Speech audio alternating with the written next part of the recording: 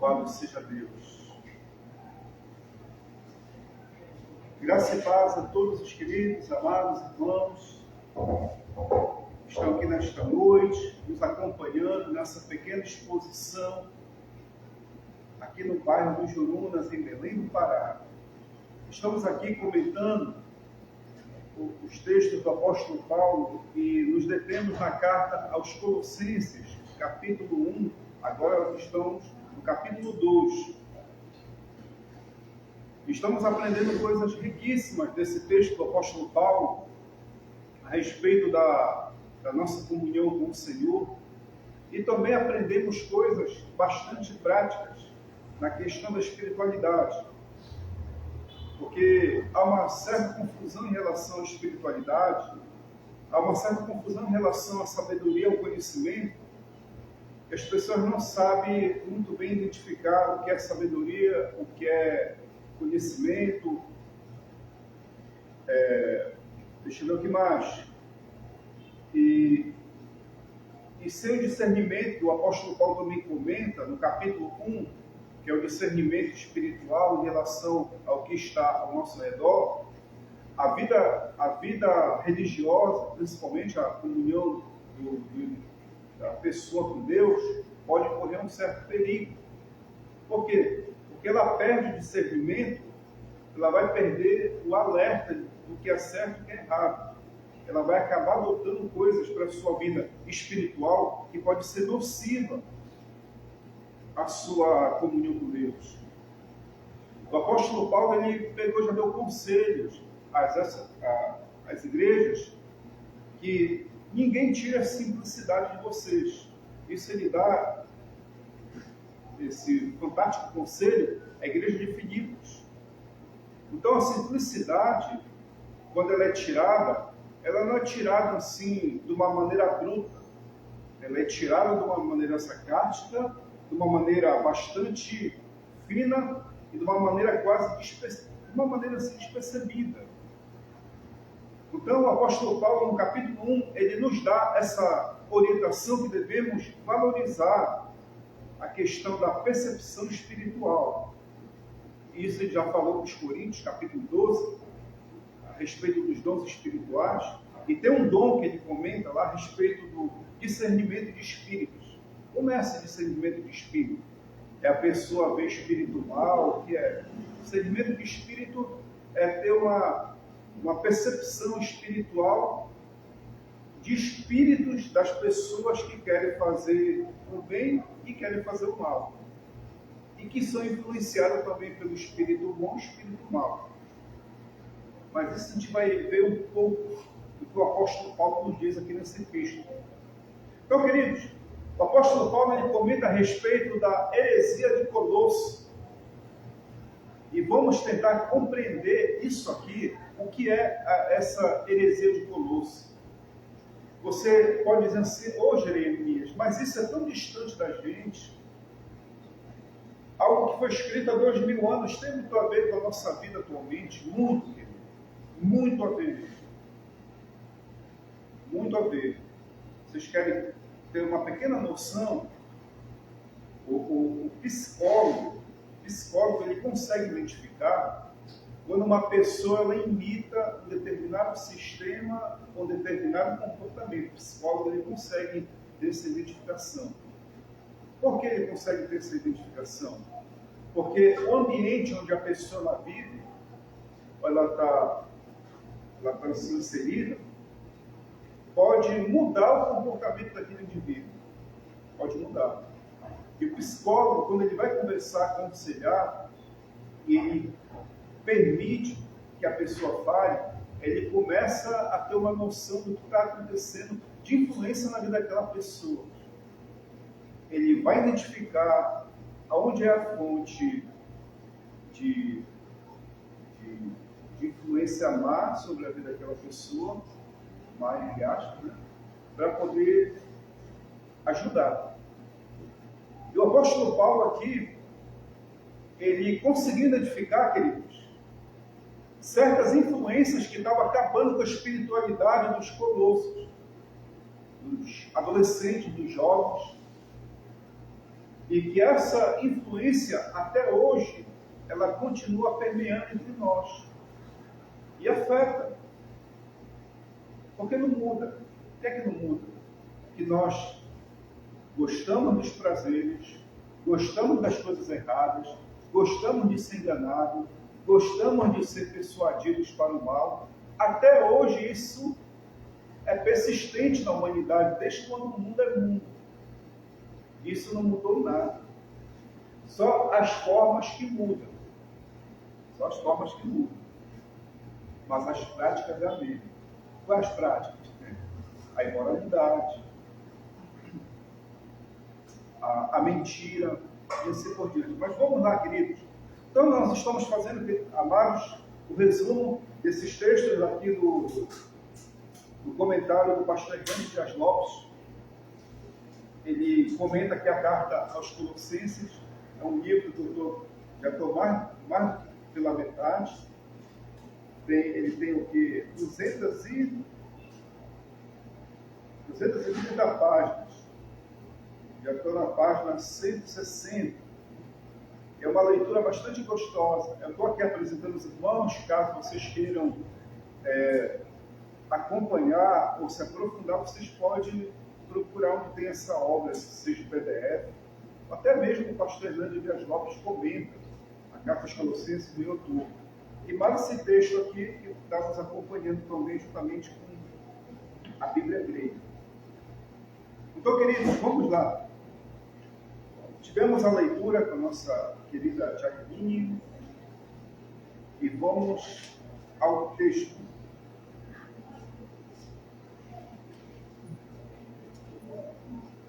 Capítulo 2, versículo 1 diz: Gostaria, pois, que soubéssemos quão grande luta tenho o quê? Venho mantendo por vós pelos laodicenses e por quanto os que não me viram face a face. Versículo 2: Para que o coração deles seja confortado e vinculado juntamente em amor, e eles tenham toda a riqueza da forte convicção do entendimento, para compreenderem plenamente o mistério de Deus, Cristo. A gente não tem detalhes da comunhão do apóstolo Paulo em relação aos laodicenses. Mas sabemos que o apóstolo Paulo ele não teve participação de ir na igreja de Colosso e pregar o evangelho lá. Ele não foi lá na cidade de Colosso e pregar o evangelho. Ele estava em prisão, ele mandou os escritos da prisão para o pessoal de Colosso para os confortar diante das adversidades da vida e diante das tribulações que eles estavam passando. Incrível. Paulo não conhecia eles face a face, mas intercedia, orava e buscava a Deus em prol das suas vidas. É a única igreja que o apóstolo Paulo não foi pregar, ou seja, não fundou, e que não conhecia, mas que intercedia por eles. Por que intercedia por eles? No capítulo 1 você identifica que a fé dos colossenses tinham no Senhor era tão forte que influenciava todos os amados irmãos ali daquela região. Era incrível isso. Isso atraiu tanto o apóstolo Paulo que disse: poxa, eles têm muita fé no Senhor, então vou passar a orar para que eles tenham muito mais fé e tenham muito mais comunhão com o Senhor. Então a pessoa que tem comunhão com Deus e ouve daqueles santos que querem levar Deus com seriedade, em vez de ele ficar parado, estático, sem fazer nada, pelo contrário, ele vai buscar mais para que aquele santo, aquela santa venha se dedicar mais a Deus. E o coração do apóstolo Paulo, queridos, foi levado a Deus em prol dos colossenses em relação à comunhão que eles tinham com o Senhor. Para que o mistério de Deus, para que eles pudessem compreender e tivessem a convicção do entendimento do mistério de Deus. Qual é esse mistério de Deus? Cristo. A palavra mistério nada mais é do que oculto. Oculto. Cristo estava oculto para as pessoas, mas ele passou a ser revelado. E essa revelação, ela só pode ser manifesta para aqueles que estão com Deus.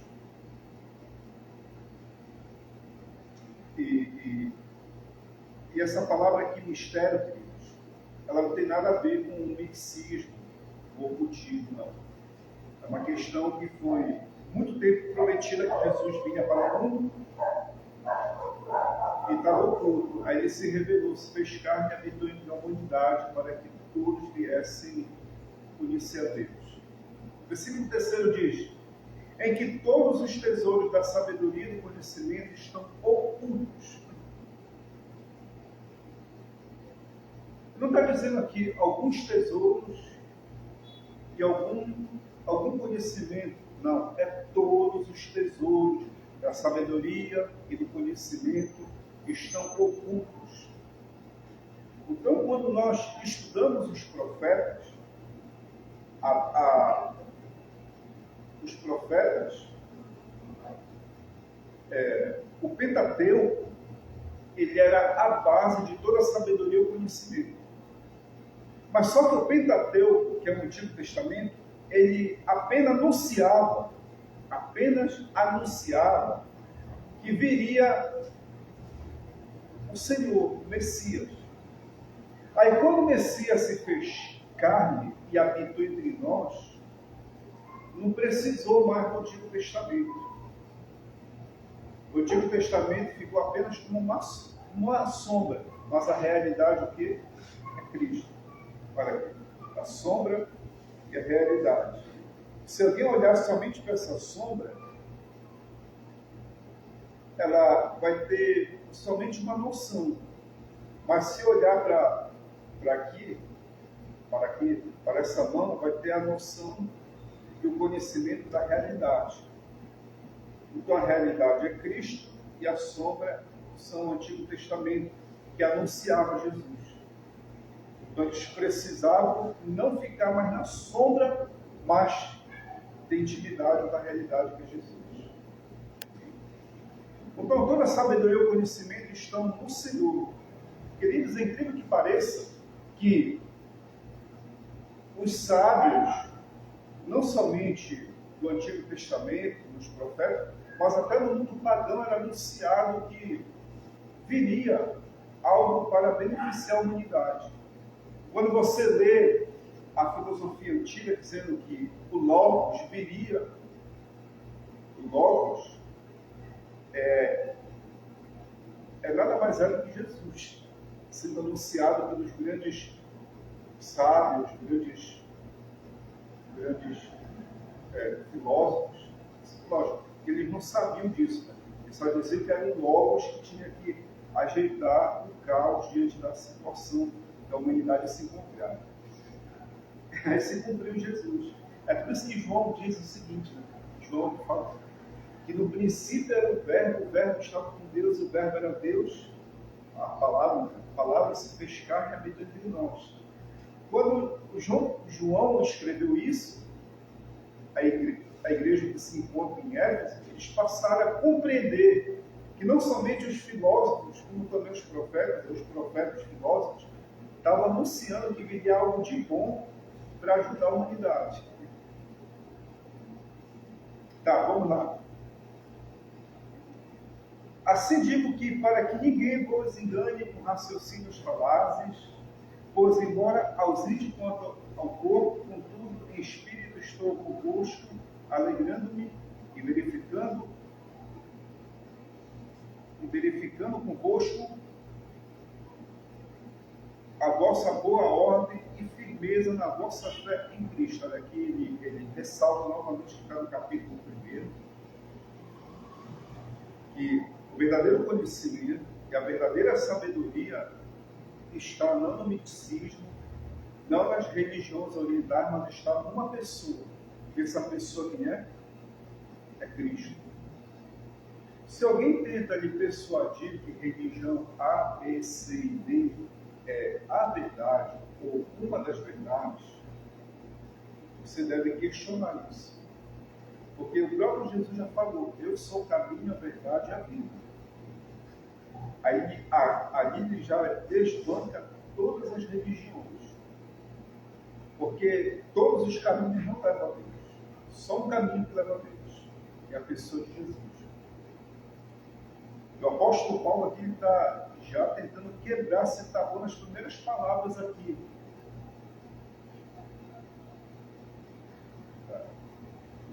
Versículo 6. Ora, como recebeste Cristo Jesus, o Senhor, assim andai nele. Nele, radicados, edificados, confirmados na fé, tal como fordes instruídos, crescendo em ações de graças. O que é que ele está pedindo aqui? Como recebestes a Cristo, o Senhor, assim andai nele. Você recebeu Jesus? Receberam a fé no Senhor? Então vocês devem andar conforme ele andou. Aqui também já está desbancando os movimentos mistos. Olha, se o movimento A, B e C está te ensinando que você deve andar dessa forma, dessa maneira, desse jeito, não acredite. Você deve andar conforme Cristo andou. Radicados, o que é a palavra radicado? A palavra radicado vem de raiz. Tá? Raiz. Lá na raiz da planta, você deve estar fundamentado no Senhor. E edificados, que é firme. Confirmados. Confirmados, que é uma forma estruturante pesada. Na fé, como também foram instruídos, crescer em ações de graças.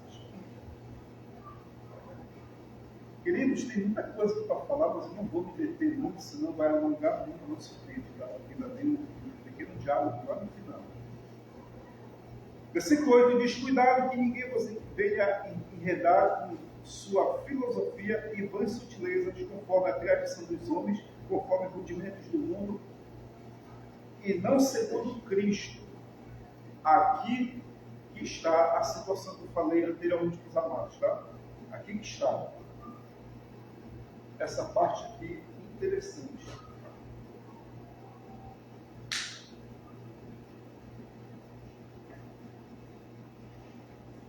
Queridos, a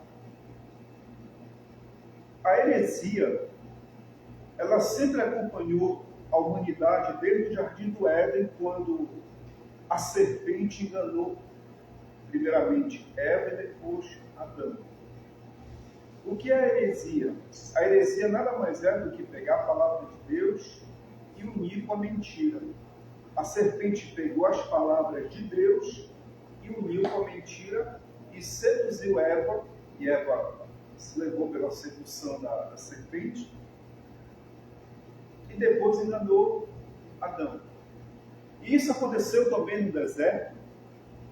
Satanás pegou as palavras de Deus e colocou uma forma de mentira para seduzir e enganar Jesus, mas não conseguiu. Enganou a Eva, enganou Adão, mas não conseguiu enganar Jesus.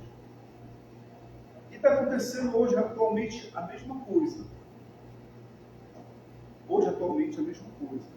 Está sendo pegado textos bíblicos, da Bíblia, para dizer que você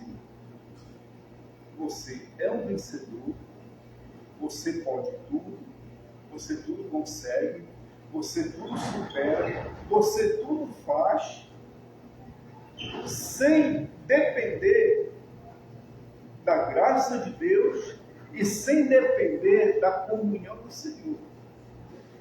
Eles descartam logo Jesus e fala que você tudo pode, tudo faz, tudo realiza, tudo opera, sem depender da graça de Deus. E as vãs filosofias, querido, nada mais é do que isso. Você pode tudo, você pode realizar, você pode fazer, mas sem depender da graça. E no versículo 7, o apóstolo Paulo diz: ação de graça. O que é ação de graça? Senhor, eu te agradeço pelo alimento, Senhor, eu te agradeço pela vida, Senhor, eu te agradeço pelo estudo, Senhor, eu te agradeço pelo serviço, te agradeço pelo o pouco de saúde, pelo meia saúde, por muita saúde. Te agradeço pelas dificuldades, mas que o Senhor vai me ajudar.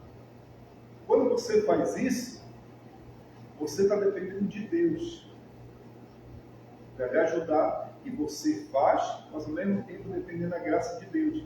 E as vãs filosofias, elas não dizem isso. As vãs filosofias dizem: olha, Cília, você consegue. Olha, Fernanda, você vai fazer. Mas descarta Deus. Olha, Eliane, você vai se dar muito bem, mas não atribui nada a Deus. Então, quando descarta Deus, pode dizer que você está caindo numa vã filosofia. Ah, você não precisa ir para o culto. Você não precisa adorar a Deus. Aqui mesmo na sua casa você pode fazer isso. Isso não deixa de ser uma vã filosofia. Ah, você não pode buscar muito a Deus, porque você vai se tornar um fanático. Isso é uma vã filosofia. Entendeu? Então, a vã filosofia nada mais é do que são sutilezas humanas para querer lhe desviar. As sutilezas humanas. Aqui, vã filosofia são as sutilezas humanas. Isso está acontecendo atualmente? Tá. Você quer ver? Uma das sutilezas que acaba com qualquer igreja é muito simples. Basta eu vir com um discurso de discordar do César e fazer a cabeça do Eliezer. Mas usando de uma forma que venha atingir a relação dos dois. Vai surgir um negócio, um ressentimento entre a relação dos dois, e até mesmo para comigo, e quebra aquela comunhão. Se a pessoa não tiver a sutileza de dizer: não, pode ter um erro, pode ter uma falha, mas não vou deixar de ter tudo. Pode ter uma coisa que eu não concordo, mas eu não vou deixar de não olhar para as coisas que eu concordo com ele. Então, quando a pessoa olha para esse jeito assim: olha, tem coisas que eu concordo, mas tem coisas que eu discordo, mas a minha comunhão não vai deixar de existir pelaquilo que eu discordo de ti. Aí vocês passam em comunhão. E depois disso, na comunhão vocês conseguem se ajustar, se ajeitar e concordar depois. E as pequenas desavenças vão sumindo. Mas quando a pessoa pega e diz assim: eu discordo, não concordo, não quero saber disso, tá? Isso é uma sutileza filosófica de agir nos seus sentimentos a ponto de você se afastar da comunhão. Se afastou, pode dizer que você está fadado ao fracasso. Você quer ver? Só para terminar essa parte, uma sutileza milenar que é usada na parte do socialismo e comunismo. Na parte extrema, né? Que são poucos que não fazem isso, mas a maioria faz. Quando um que discorda da maioria do pessoal do esquerdismo, ele lhe considera um inimigo a ponto de querer destruir e acabar com sua vida. E passa a difamar a sua pessoa para os demais. E não tem comunhão, não tem intimidade, não tem nada. Ele não lhe considera como adversário, mas sim como inimigo a ponto de querer destruir a sua vida. Isso é uma sutileza milenar que passou a pegar os partidos políticos, mas só que antes tinha o quê? Nas religiões. As religiões adotavam isso. E a religião deixou de ter isso? Não deixou de ter. Os sistemas religiosos continuam tendo. E hoje tem o pessoal do coach, o pessoal do eu sou de Paulo, eu sou de Apolo, eu sou do Papa, eu sou do Expedito, eu sou do Samuel Campbell, eu sou José Wellington, sobre Malafaia. Isso é uma sutileza filosófica que tenta destruir e acabar com o mundo. Se você adotou isso, pode dizer que você vai cair lá na frente. Credo, você está profetizando, vai cair, porque a Bíblia diz que sem comunhão você não consegue viver. Não é eu que digo, é a Bíblia que diz. Se não tiver comunhão com o Senhor, você vai acabar, você vai destruir a sua vida. Comunhão com o Senhor e com o seu povo. Então o apóstolo Paulo ele identificou isso, queridos. Foi muito sábio do apóstolo Paulo identificar essa coisa sutil. Aí ele volta aqui ao versículo 9. Porquanto nele, em Jesus, habita corporalmente toda a plenitude da divindade. Quer dizer, tudo que tem de divino não está na religião, está no Senhor Jesus. Né?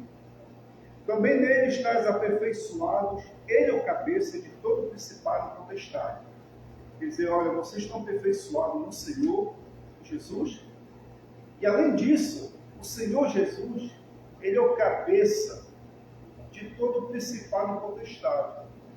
Vocês sabiam que as religiões não foram fundadas por Deus? Foram anjos que fundaram as religiões. Exemplo, o anjo Gabriel que apareceu ali para Maomé, que fundou o islamismo, foi um anjo, não foi Jesus que apareceu, foi um anjo que orientou ele a fundar o Islã. Quem foi que fundou o mormonismo, o movimento mormon? Foi um anjo, o anjo Moroni, que se revelou ao profeta Joseph Smith. Esse negócio de profeta é complicado. O Joseph Smith, e ele fundou o mormonismo. O adventismo teve quase o mesmo sistema, mas diferencia um pouco. Então, todas as demais religiões e movimentos foram fundados por anjos. E Jesus e o Paulo disse assim, olha, ele é o cabeça, Jesus é o cabeça de todo o principado, potestade, todos esses anjos que comandam o mundo e que fundaram essas religiões, e Jesus está acima de todos eles. Ele é o principal de todos eles. E você não deve se basear em anjos, você deve se basear nele e se aperfeiçoar nele, e não em anjos. Versículo 11 diz, também foste circuncidado, não por intermédio de mãos, mas de mãos no despojamento do corpo da carne, que é a circuncisão de Cristo. Quer dizer, aqui, queridos, ele está falando, aí você vai entender aqui, a partir do versículo 11, você vai entender, o apóstolo Paulo, além de identificar as religiões do mundo grego, antigo, ele está identificando também o judaísmo aqui e o cristianismo, reunindo aqui as três religiões juntas. Quer ver? Vamos ler até o versículo 15.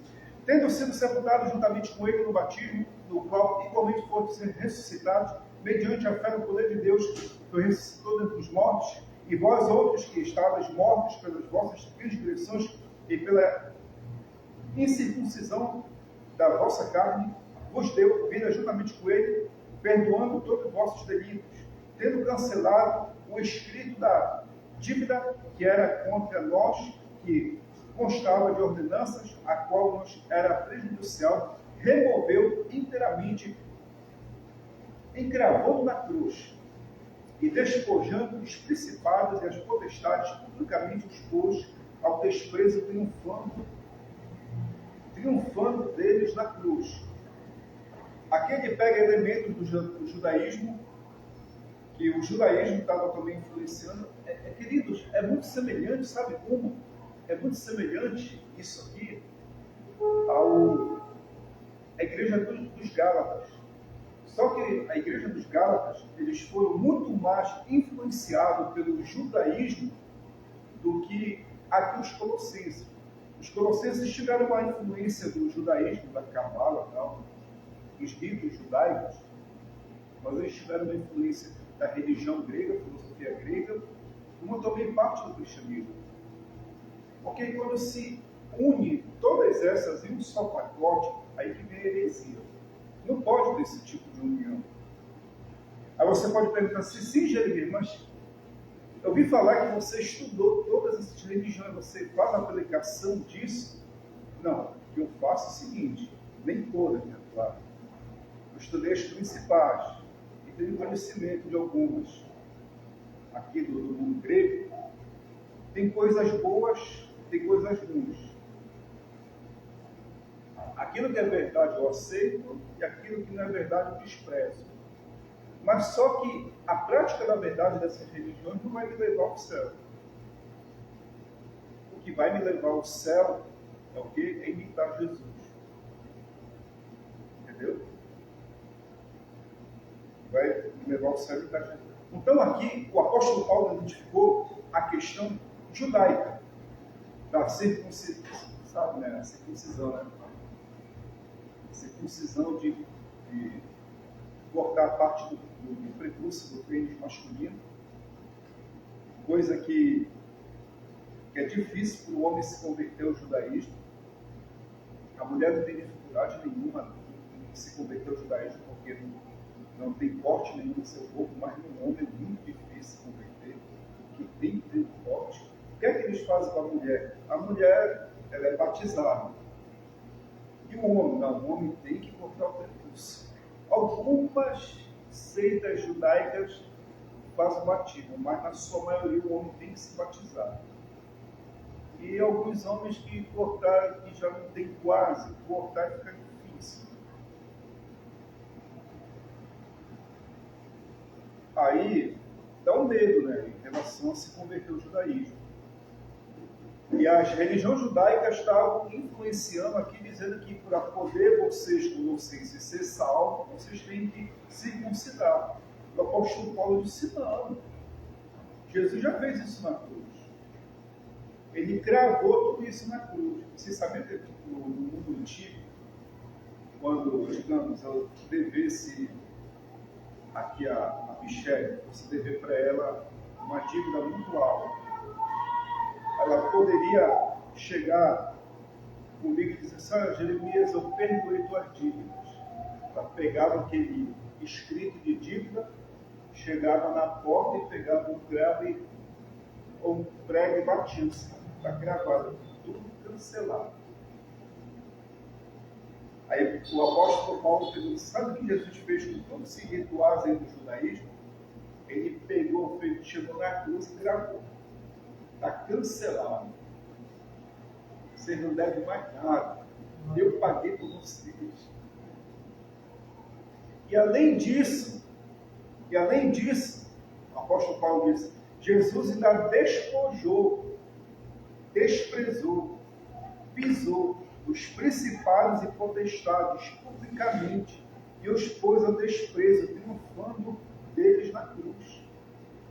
Esses principados e potestades que vocês têm medo, esses espíritos malignos que vocês têm medo, Jesus simplesmente pegou e desprezou eles na cruz. Aí tem gente que tem medo, né? Não mexe, demônio, não sei o que, mas ele não tem medo de demônio, não. O crente que tem comunhão com Deus não tem medo de espírito mal. Sabe quem tem medo de demônio? É o crente místico. É o que a gente vai falar um pouquinho aqui nos demais versículos. É o crente místico. É o crente que espiritualiza tudo, que tudo é demônio. Dá uma topada é demônio. Está endividado é demônio. Caiu é demônio. O carro bateu é o demônio. Subiu aqui no púlpito e deu uma topada é o demônio. Esse é o crente místico. Para ele tudo é demônio. Sentiu uma pressão na cabeça porque comeu uma comida salgada, é o Satanás. Sabe? Então, é complicado quando se espiritualiza tudo. Se tudo é demônio, queridos, então peça para Jesus logo te levar, porque está pegando. Porque ele despojou e desprezou tudo isso na cruz. Versículo 16.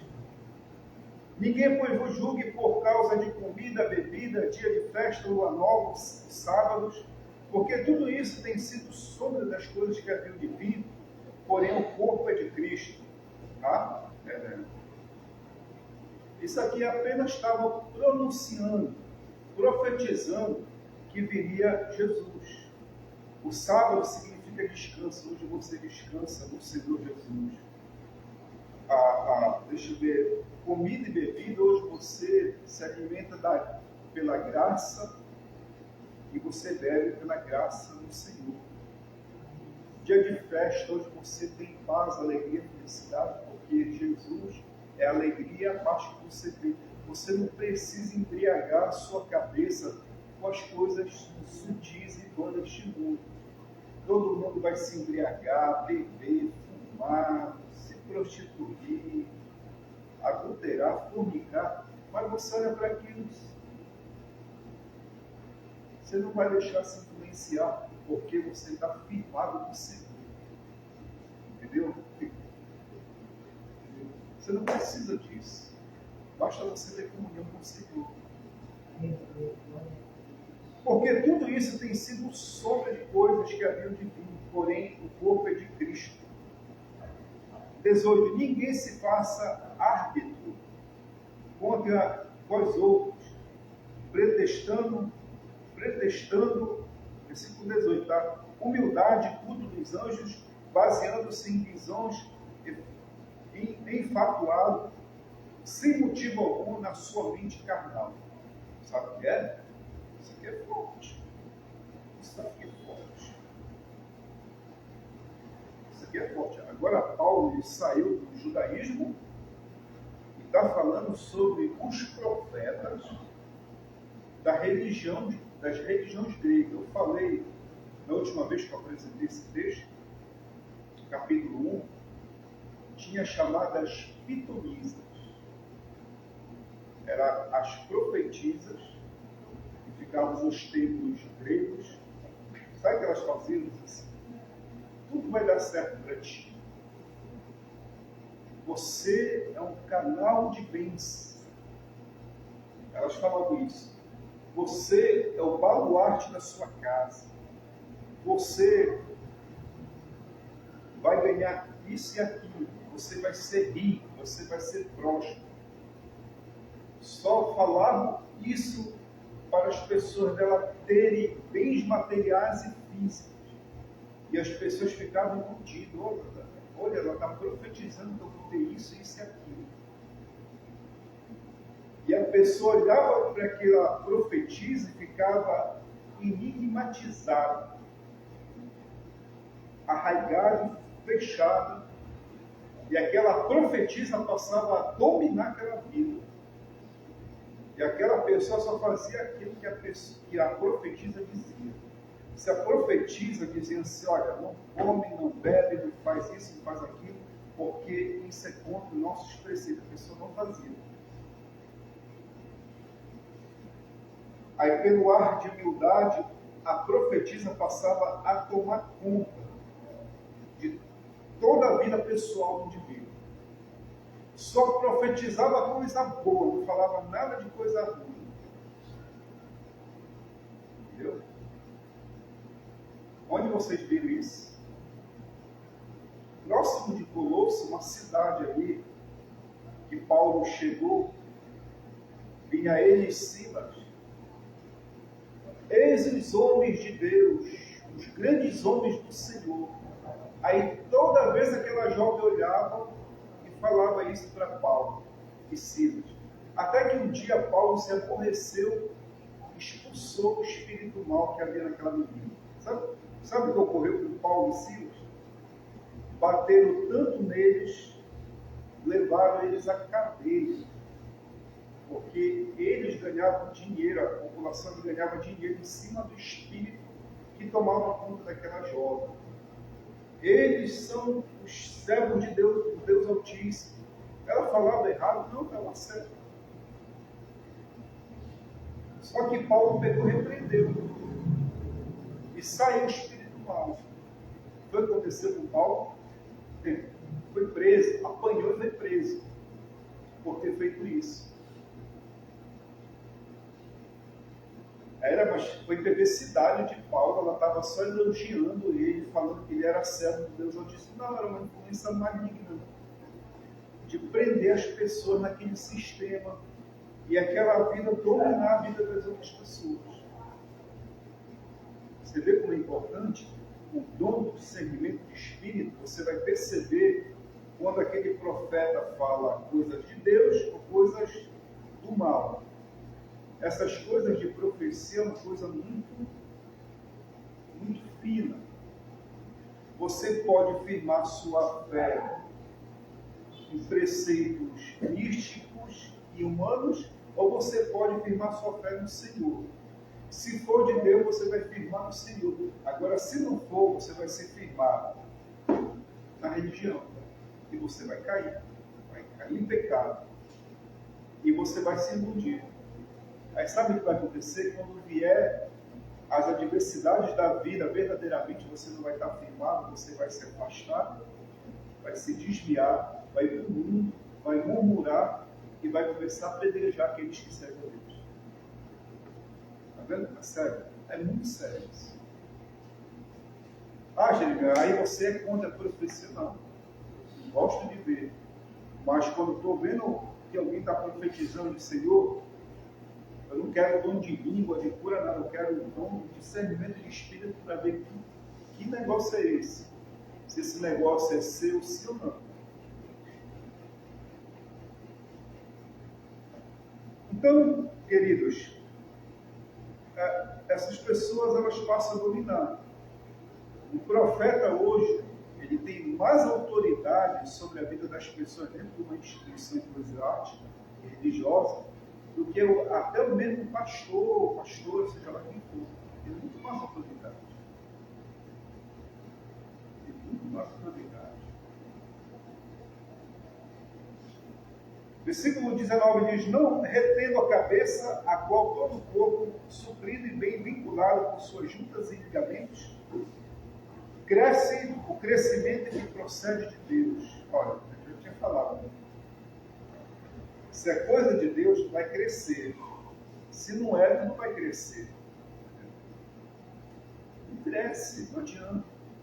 Você quer ver? Tem uma parte assim da psicologia que eu acho interessante. É o estímulo e resposta. Você quer ver como funciona isso? Interessante. Só para questão de exemplo, tá? Digamos que aqui é minha esposa. Aí, se eu estimular ela, elogiar ela, falar bem dela, ela vai se sentir bem. E ela vai crescer. E se ela crescer bem, o altruísmo, aquilo vai me afetar, eu vou crescer junto com ela. Entendeu?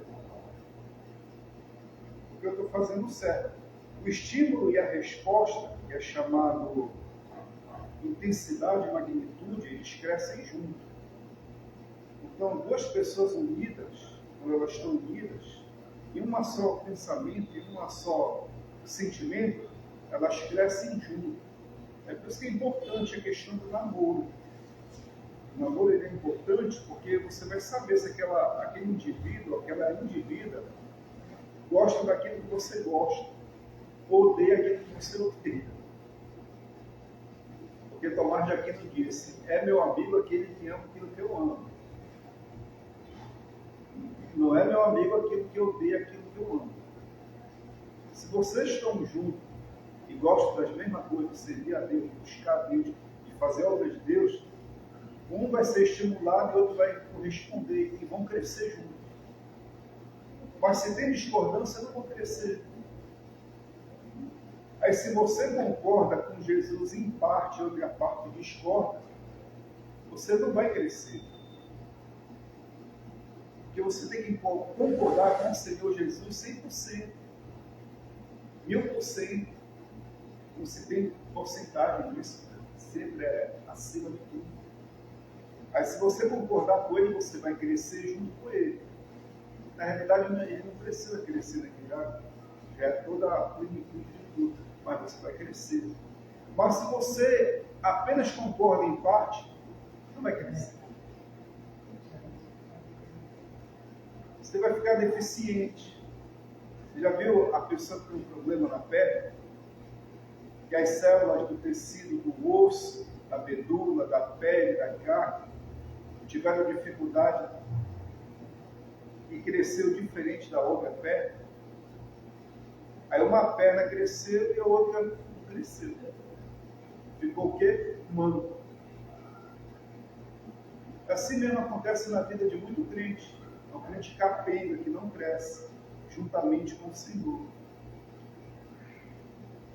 É capenga e fica andando aleijado. E vai ficar sempre aleijado. E a Bíblia diz que vós sois perfeitos como perfeito é o vosso Pai Celeste. Se nós não queremos a perfeição, pode ir com o mundo, querido. Não perca tempo não. Não perca tempo não. Vá com o mundo. Siga o mundo. Estou fazendo isso porque Elias fez. Siga Belial, siga Baal. Não perca tempo. Agora, se você diz, não, eu quero servir ao Senhor e quero fazer aquilo que Ele me manda, você vai pegar muito bem com Ele.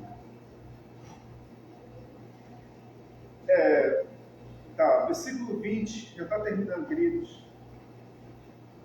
Versículo 20 diz: se morrestes com Cristo para os rudimentos do mundo, porque como se vivesses no mundo, vós sujeitais as ordenanças.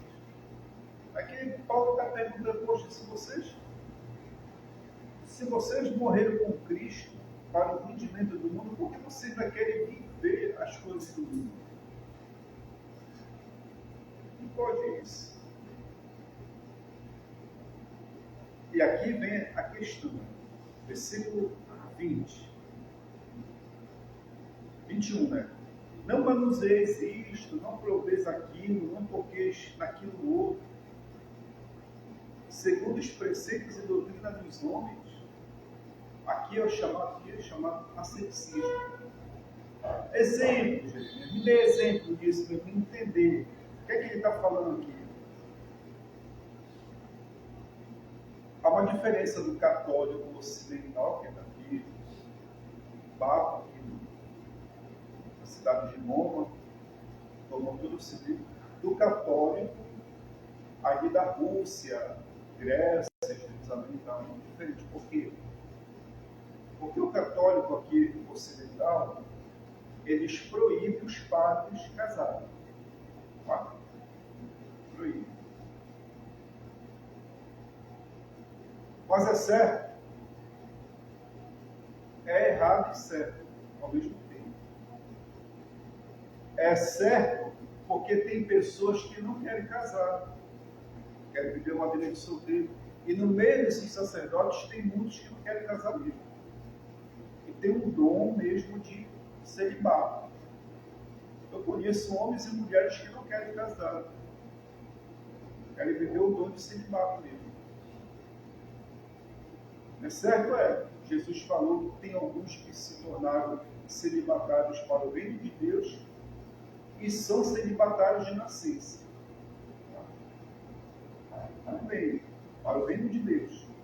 Mas o que é errado nisso aí?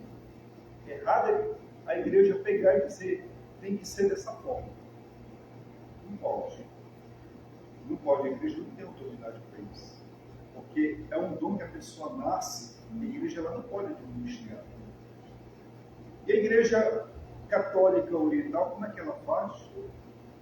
O padre pode casar, o certo lá é casar mesmo, assumir uma paróquia, é casar. E se ele não quiser ainda casar, pode esperar. Entendeu?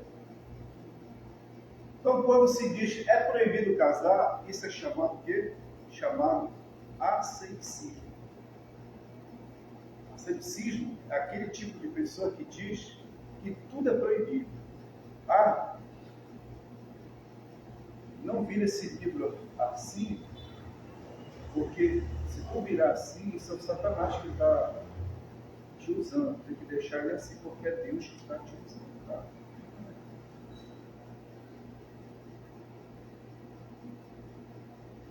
Graças a Deus eu não sofri, porque na época não tinha redes sociais. Eu estava conversando com um pastor, aí ele discordou de mim, eu discordei dele e tal. Eu tranquilo, tá? Não, tudo bem. Aí me deu uma forte vontade de urinar. Aí não tinha ninguém na porta. Eu estava na frente da igreja, eles se congregavam. Aí ele já tinha fechado. Aí eu não ia aguentar. Você eu vou fazer algo que você não pode fazer por mim. Cara, depois ele fala. Aí ficou me olhando. Aí, à noite, muito escura. À noite escura, porque não tinha quase luz. Aí eu peguei o guiné ali próximo, da congregação dele. Meu querido, ele falou que o Satanás estava me usando para escarnecer ele e a igreja dele, e que aquilo não ia ficar assim, porque ele ia pegar o pessoal e ia falar para todo mundo que o diabo estava me usando para querer destruir a igreja dele, só porque eu urinei ali próximo. Que eu não podia ter feito aquilo. A mentalidade de uma pessoa dessa é conhecida na Bíblia como ascética. Para ela tudo é proibido. É proibido fazer isso, é proibido fazer aquilo.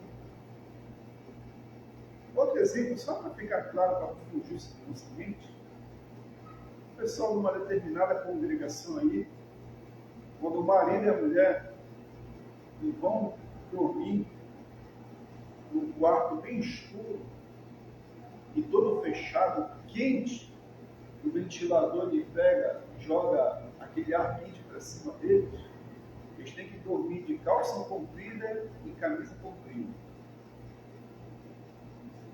E se tiver contato físico, não pode tirar a roupa. Porque isso pode o quê? Pode entristecer o anjo que está ali perto. Isso é sexismo. Isso é sexismo. Isso é uma mentalidade mística, sim, que impera na mente dessas pessoas e que tem gente, às vezes, no nosso meio que deixa se levar por isso, incrível que pareça. Sabe o que é isso? Falta de Bíblia, falta de conhecimento.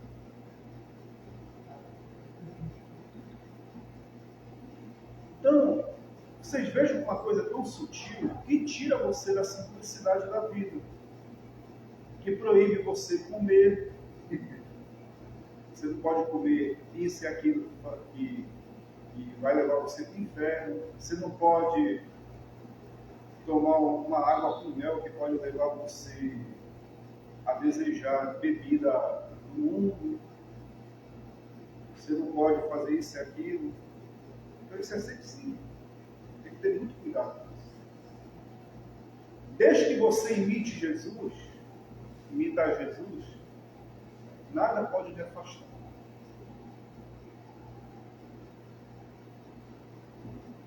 Mas, infelizmente, querido, nem todos estão aqui presentes para ouvir isso. Eu sou grato a Deus por vocês estarem aqui presentes ouvindo isso.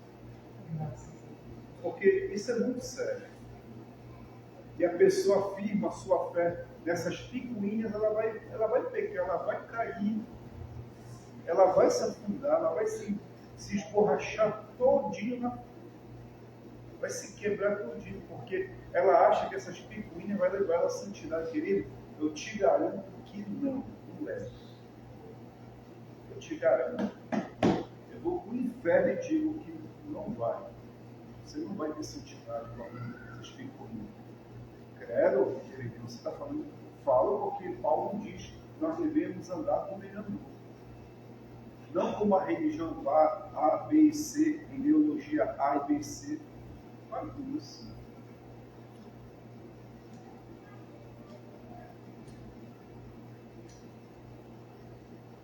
Versículo 22 é forte.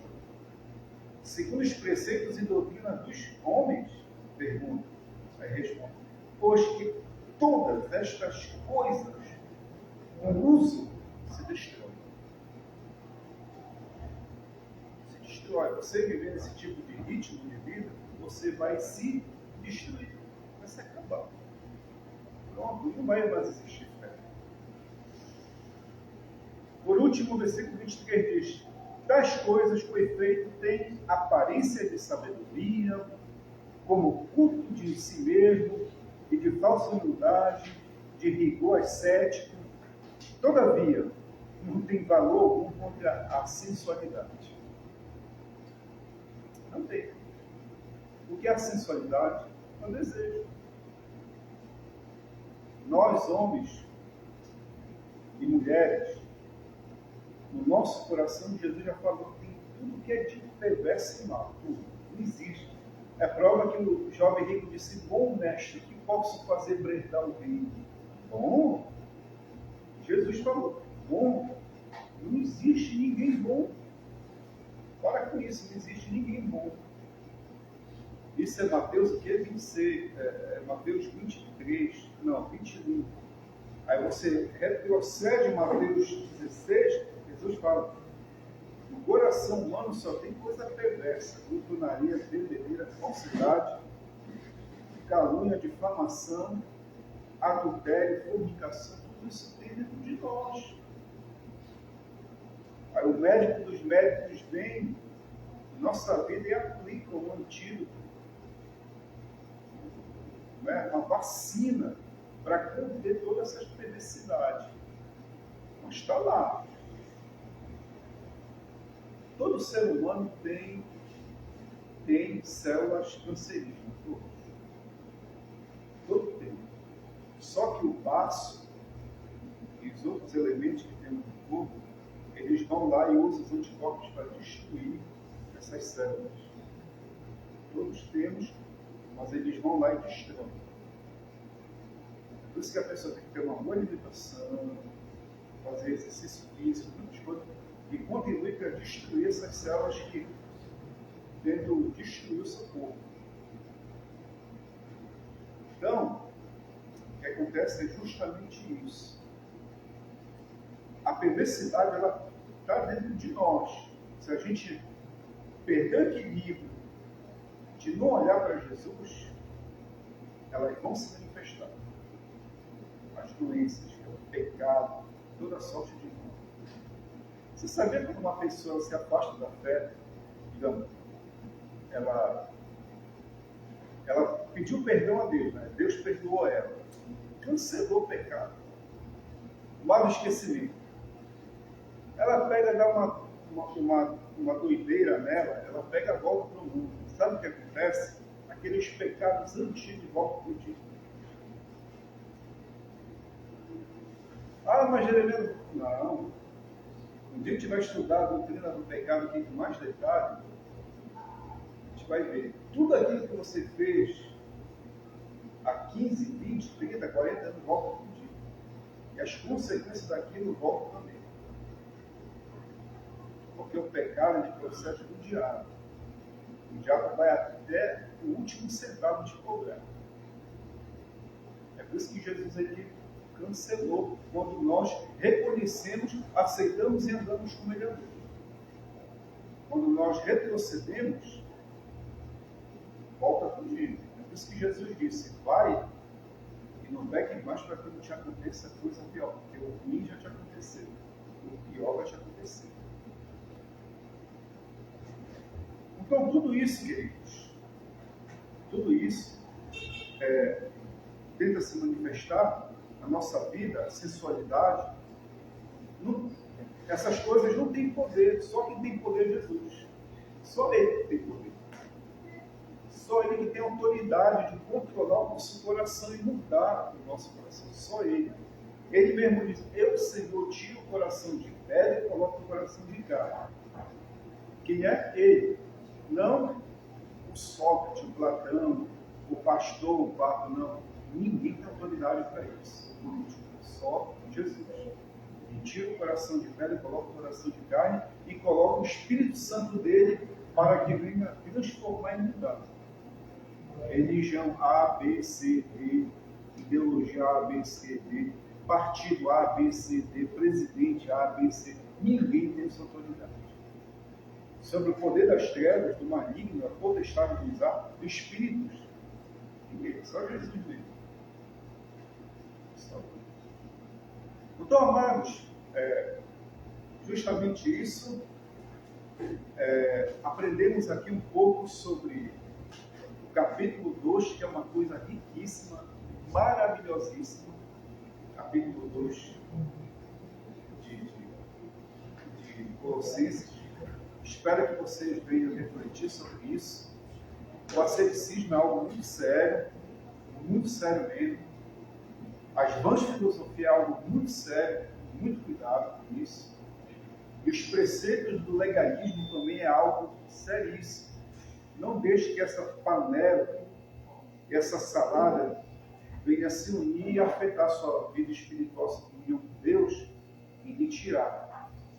Porque a verdadeira comunhão é você imitar Jesus, e a verdadeira identidade que você tem com Deus é fazer aquilo que Jesus, tá bom? Um grande abraço, até a próxima.